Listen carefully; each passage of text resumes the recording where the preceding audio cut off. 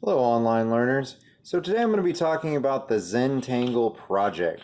At this point, you should have completed your Zentangle basic sampler, which includes 8 patterns, either taken from the video that I provided or from the internet. The next step in the process, of course, would be to do a sketch of what your Zentangle is going to look like.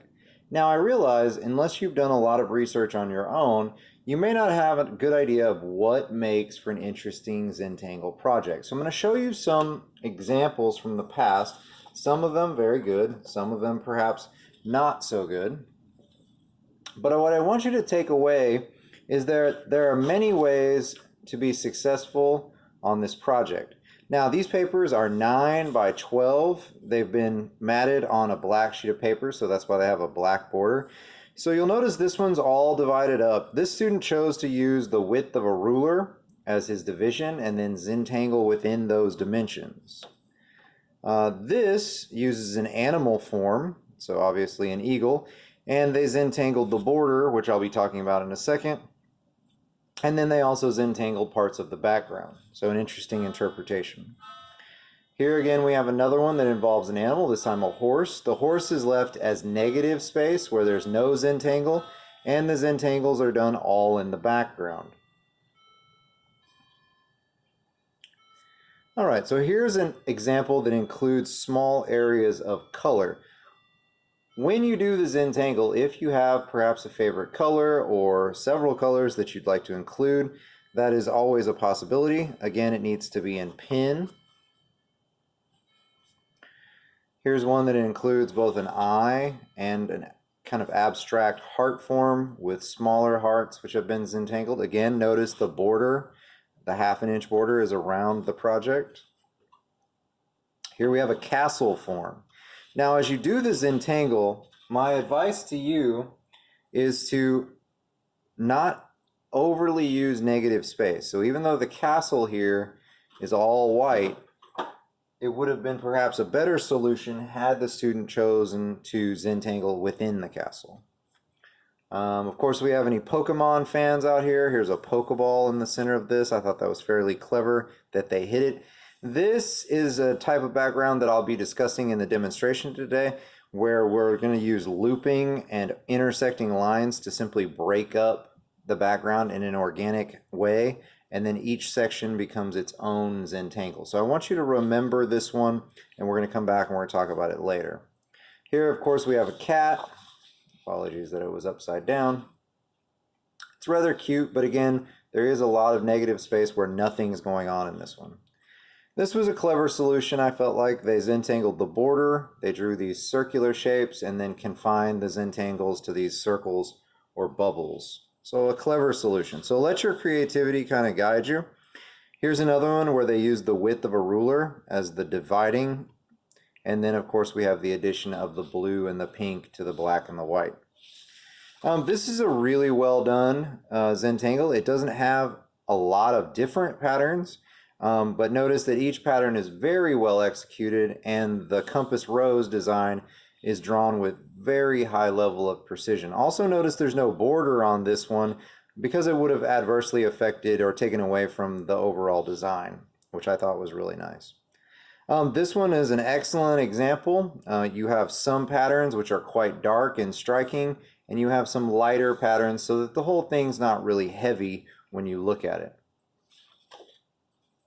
Here we have a clever sun and moon playing off of one another. Again, the negative space of the background is just left white, and the shapes themselves hold the Zentangles. Here's another well-executed one, again with darker patterns and lighter patterns playing against each other. My advice is not to repeat a pattern more than 2 times in any one composition. So for example, you'll notice there's this very large area of clamshells here, which is of course one of the patterns that was covered, but then they repeated pickup sticks 1, 2, 3 times here. So again, try to mix up the pattern so that it doesn't get too repetitive. Here we have this kind of skull shape in the center. This one's a good example of why you need both thin and thick lines. Notice most of the lines out here are really thick, and again, they chose to Zentangle the border. So it's good to have both a thin Sharpie and a thick Sharpie. This one's a good example that you can actually execute the project in pen. This is actually just ballpoint pen. It does take quite a bit longer, especially when you start coloring in these large areas like this, but it's good to know that it can be done if you don't have access to a Sharpie, but it does need to be a pen. It's another very good example. Again, we have really dark, rich patterns up at the top and lighter, more open patterns on the bottom with a nice, clean, well-drawn border. Here we have another horse, this time just the head. This time they flipped it. The Zentangles are happening inside the horse's head, and the negative space of the background is happening around it. And of course, they did a really good job with the border all the way around. Now, the border of this project that I keep talking about is a 1/2 inch border. So you should be very familiar with measuring a 1/2 inch by now, as we've done it several times in the past.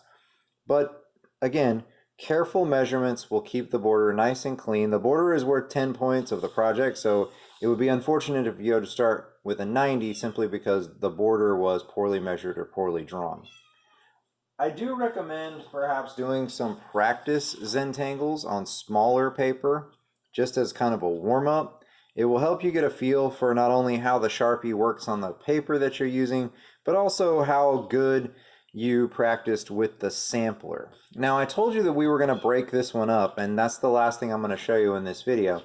So if you're not sure how you can break up the space in the Zentangle, I'm going to show you a very quick way to do it. Simply, and I'm going to line this up for the camera, simply start at one corner and loop your way across, and then intersect that. And I'm just going to keep dividing up the space organically and fluidly.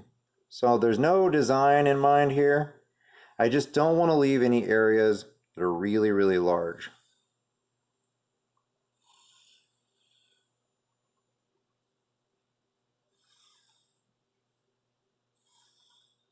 And again, if you see a space that's really too big to just be left by itself, just split it in half with a fluid line.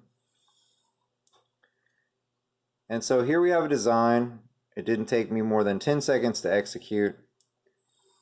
And it gives me a lot of opportunities to Zentangle different patterns in different areas. Okay, and again, it's nothing in particular. It's just an easy way to break up the space for the project. I hope this video gave you some ideas of where you should be going with your Zentangle project. The sketch is a daily grade. The Zentangle itself is an assessment grade. As always, if you have any questions or there's something you don't understand, please re-watch the video, stop it, pause it, watch a part over. And again, if you have any questions, feel free to email me through Canvas or reach out to me through my school email. Thank you, and I hope you turn in a wonderful project. Good luck to you guys.